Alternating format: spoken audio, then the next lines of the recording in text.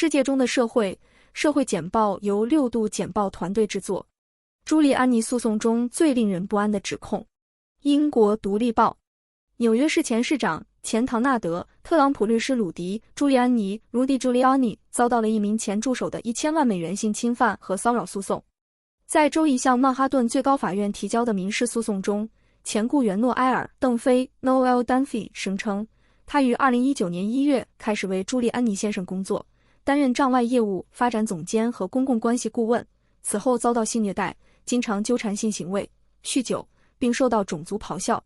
朱利安尼的发言人泰德·古德曼 （Ted Goodman） 否认了这些指控。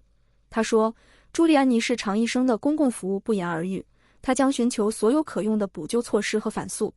朱利安尼最近面临个人和职业批评，这起诉讼只是他职业生涯中发生的又一个复杂情况。新闻媒体在报道悲剧时犯了什么错误？多伦多星报。资深犯罪记者塔马拉·切里 （Tamara Cherry） 撰写了《创伤节拍：重心思考坏新闻业务的案例》（The Trauma Beat: A Case for Rethinking the Business of Bad News）。其中，他根据对最佳实践和经验教训的研究，提供了报道创伤事件的替代方法。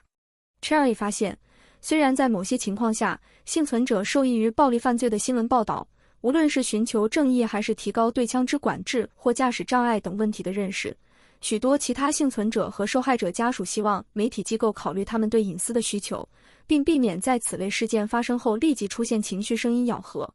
Cherry 的研究包括对美国和加拿大71名凶杀案或交通受害者亲属的调查，在记者在失去后72小时内联系的44名受访者中，50人报告了负面经历，而15人将这种互动描述为积极的。Cherry 向星报谈到了新闻采集过程可能对报道此类破坏性事件的记者产生的影响，包括长期创伤暴露引起的替代性继发性创伤和创伤后应激障碍的风险增加。媒体组织内部存在快速准确地提供新闻的压力，但报道创伤的记者需要充分了解受害者和幸存者的观点，包括创伤事件的图像或其镜头可能如何令人痛苦。Cherry 主张新闻机构改变他们报道创伤的方式，让记者花更多时间跟进幸存者或在真实事实和观点变得更加清晰时跟踪事件。创伤知情新闻是关于敏感性以及对受害者和幸存者的准确和富有同情心的描绘。由于记者试图在事件发生后尽快提供公众需要知道的安全资讯，因此将受害者和幸存者视为遭受痛苦的个人而不是情感内容的来源非常重要。她报告了男友的虐待行为。2个月后，她被谋杀。英国独立报。加布里埃拉·冈萨雷斯 （Gabriela Gonzalez） 在达拉斯加油站被她的前伴侣哈罗德·汤普森 （Harold Thompson） 在经过数月的虐待后处决，最终导致他威胁他和他的3个孩子。汤普森的逮捕令已经于2022年3月发出，但他尚未被拘留。冈萨雷斯在堕胎后刚刚从科罗拉多州回来，当时汤普森在得知终止妊娠时发出威胁，袭击了他。德克萨斯州最近禁止了该州的大多数堕胎，汤普森支援这一决定，这增加了冈萨雷斯对他安全的担忧。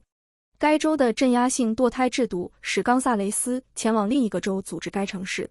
公布的监控录像显示，汤普森试图窒息冈萨雷斯，然后回到他的车上取回一把枪并杀死他。汤普森现在被捕，并被指控犯有谋杀罪。女友在曼谷豪华公寓被砍死后被捕的商人。英国每日电讯。一名男子与他的乌克兰女友住在曼谷的豪华公寓大楼，他被指控用手锯将他砍开，并使用谷歌的翻译服务与计程车司机交流。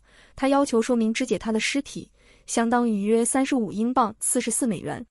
计程车司机在对嫌疑人的行为感到震惊后打电话给这对夫妇下榻的酒店，警方发现他的伴侣死在床上。有人认为波兰企业家 Jan Jerzy Lagoda Filipar 将试图逃往柬埔寨。12岁德克萨斯州男孩在索尼克餐厅开枪致死后被捕。美联社。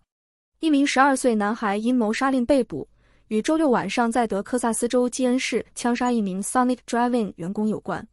这名员工32岁的马修·大卫斯，在20岁的安吉尔·戈麦斯和停车场其他人数不详的战斗中多次被枪杀。这名男孩和戈麦斯在一起，从戈麦斯的车上拿过枪后，用 AR 式步枪射杀了大卫斯。戈麦斯和这名男孩都逃离了现场，但后来因谋杀令被捕。女子在多伦多步行道遭到性侵犯后，男子通缉。多伦多星报：加拿大多伦多警方正在寻找一名男子，据称他在 Chine Drive 南端行走时对一名妇女进行了性侵犯。据称，该男子在口头互动后接近该女子，随后遭到袭击。第二天，与另一名妇女发生了类似的互动，尽管她逃离了该地区。警方发布了对袭击者的描述，希望公众能够说明将个人绳之以法。谢谢收看社会简报。